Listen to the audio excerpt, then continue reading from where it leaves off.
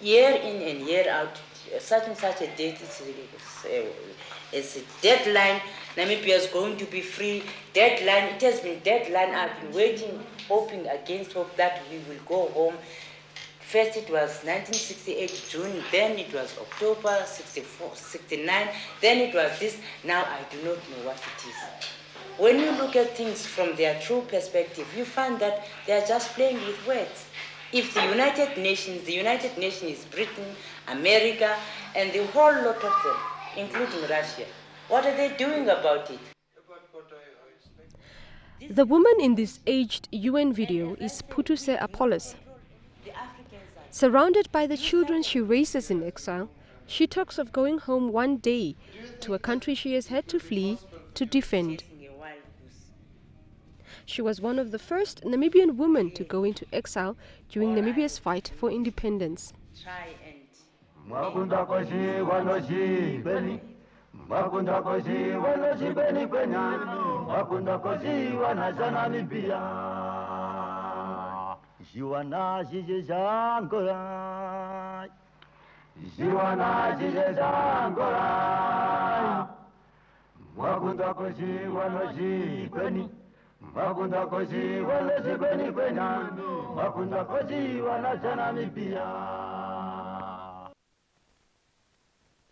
Putuse Leonora Jiwili Appollos was a woman of substance, a dedicated mother, fearless freedom fighter, and staunch Pan-Africanist.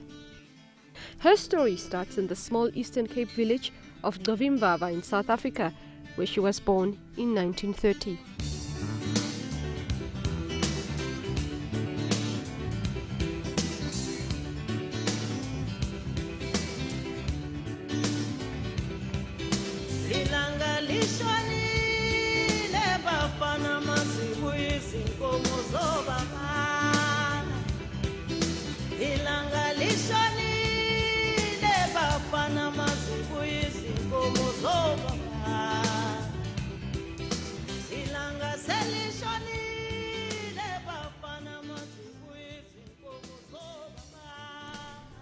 Well-known media personality Nora Appollos is the daughter and one of 3 children of Putuse Appollos.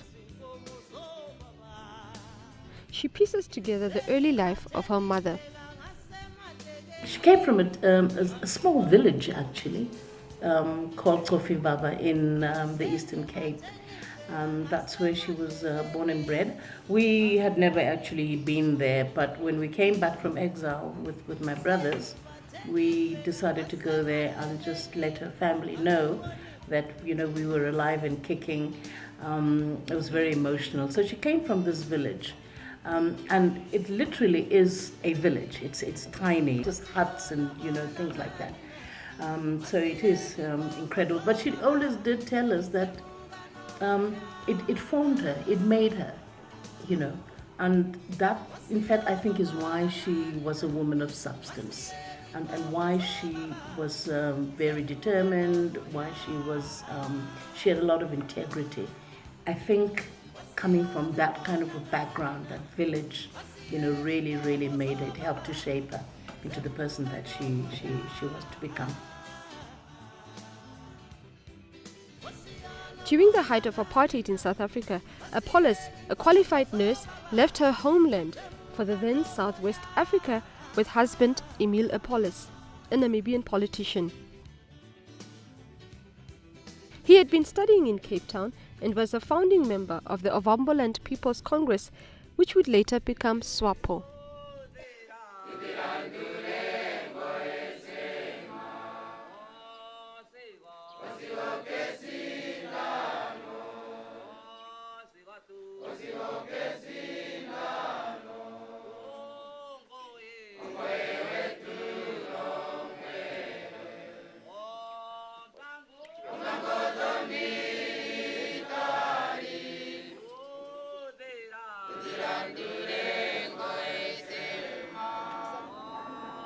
It was here in Namibia that her passion for justice, and more significantly, the plight for the struggle of her people, intensified.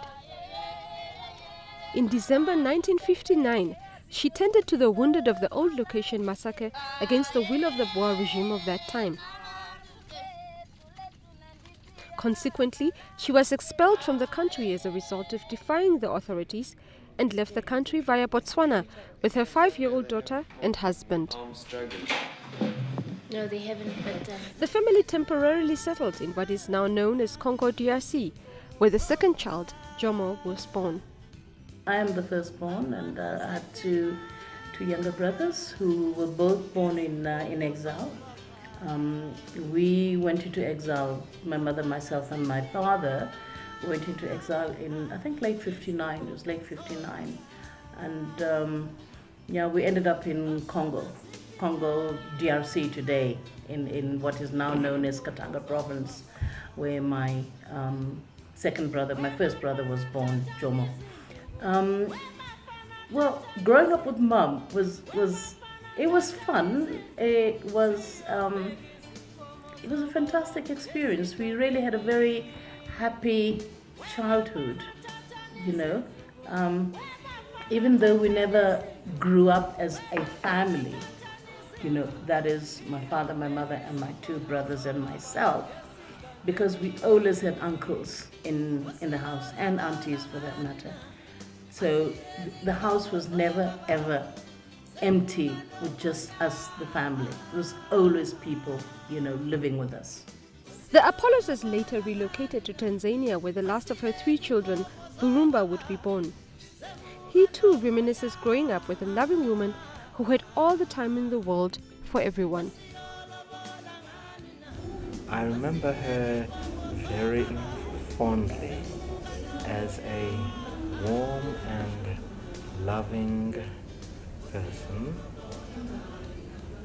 She was there for not only our 3 children, but also all the other children who were born in this struggle. It was in exile that she met and became close to politician Ellen Musialela, with whom she would develop a mother-daughter relationship. Mekuru Putuse Appollos was she was a mother to me. And I first met her in 1972 in Lusaka. And the first time I just met her, I could see that I'm meeting somebody who is like a mother to me. Her political role also blossomed in exile, where she held a number of positions in SWAPO. She was elected to the Central Committee in 1969 and was found a member of the SWAPO Women's Council. She received further nursing training and was appointed to health inspector in Lusaka, Zambia in 1964. Her work would lead her to platforms such as the United Nations Committee on Decolonization of Africans, where she would address the concerns of indigenous Africans. Musialela remembers how Mekulu Appollos, as she was affectionately known, had helped shape and refine her own arguments at similar conventions. And that is what is causing confusion in Europe. She had to guide me how to look after my babies, or my baby by that time. And she started guiding me in politics to explain to me how things are done. She started to tell me that it's time for us to stand up and go and talk to the world and tell the world the plight of the Namibian women. Because as you know that first, as women by that time were first oppressed as black people in general, second as the women, and the third as workers. Indeed, Putuse's lifelong work was devoted to the upliftment of women. She was a founding member of the Pan-African Women's Organization, PAWO. To Musialela, Putuse was probably the most inspiring person she had ever met. The lady was such a dynamic woman. She had a heart that if you met her, you will never believe that this is the woman you are meeting for the first time. A common thread amongst people who have known Putuse in her lifetime was her special skill to bring people together, perhaps owing to her maternal nature. What you must understand now is she was a very strong character. She was a very forceful um, personality. And so as a result, she was able to impose her will even on these people who were the leaders of the liberation movement. She was very strong-willed, and she was a counselor. She could counsel all of us, from everybody, even the leadership. If something happened, if Mekuru was there to talk, we will listen that this is the mother talking. She was a peacemaker. As a parent now, one of the things that I learned from Mum in hindsight is that your children come first, and you move, you go with your children. You suffer with your children. You have joy, bountiful, manna from heaven. You share it with your children. You never ever abandon your children, and she never did. Through all her hardships, her ups and downs, trials and tribulations, we ride behind her, my dear. She would take us wherever she went, and the proof is that we grew up with her. Although she did not live to see her greatest work accomplishment, she has left Namibians in exile at that time and future generations with the integrity and self-sacrifice to overcome problems of the present. The greatest legacy to the country is the fact that one can and should work for the good of the greater people, and that no sacrifice is too big to achieve that noble goal. And she did so selflessly. She sacrificed, as you said, her home life, her children, her comforts. She didn't have a penny in when she died, because all that used to go to SWAPO and feeding all these uncles. Her first car she gave to SWAPO.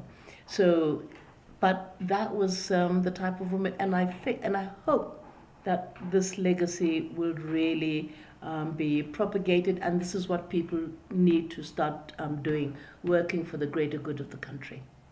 Her most intimate dream was that one day she would be buried in Namibia, even though it would likely be after her passing. Since I came from exile, I have dreamed her first when we came here.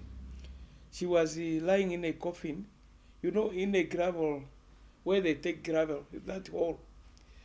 I could see it's her, but her leg was up.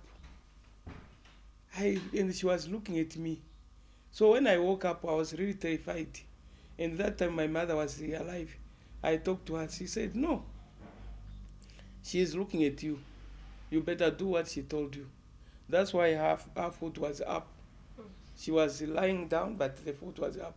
It's to show you that she's not rested. She had ordered Musialela to ensure that her remains were to be returned to her people, something that had been haunting Musialela until recently, when her remains were exhumed in Zambia. Indeed, Mekulu Putuse Appollos has returned to the country whose freedom had been watered by her courage, compassion and loyalty. Welcome home, Ma Putuse. Salane Kahle.